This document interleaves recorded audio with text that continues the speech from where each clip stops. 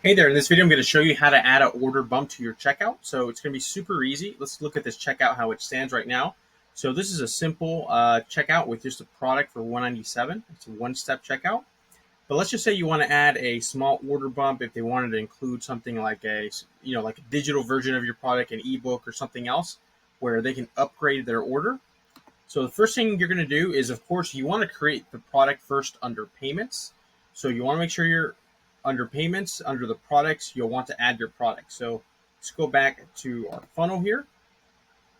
And right now on this checkout page, we have our main product, the 197 product, which is the one that populates right here. So what you're going to want to do is you're going to want to add your bump product. And I'm just going to choose a random one here, ebook. And it's going to be $49 one time.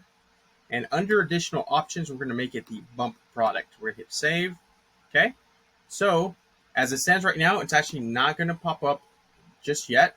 We have to actually go inside of the builder and edit the actual checkout. So let's look at that right now.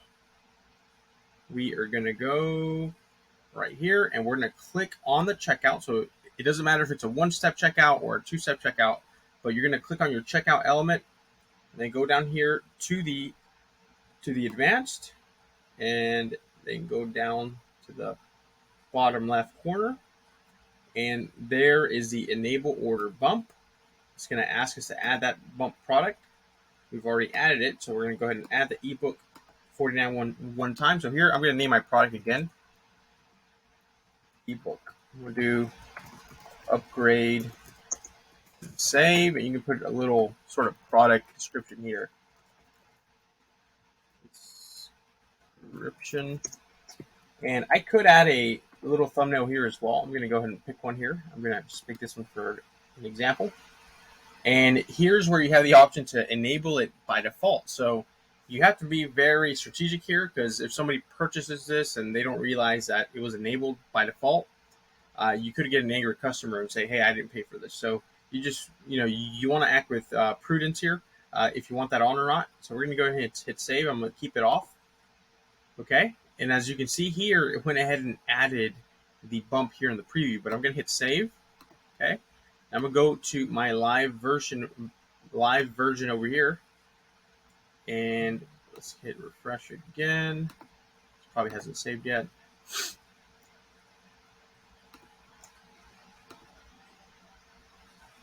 And there we go. So now I got the 197. And if I wanted the ebook, now I should have put the price in the ebook title, but I can select that. And it went ahead and added that $49, which is the ebook, and I'll get charged the $49. So this is how you add the bump. Now you'll have to remember you'll need to create a workflow just in case they do add the bump order. So let's go into the workflows. Let's just create a brand new workflow here. Let's go to create brand new one. Let's start from scratch. And let's just say the name of this funnel, I believe, is test funnel. So we're going to do a quick order form submission. And we are going to go ahead and add a quick filter here.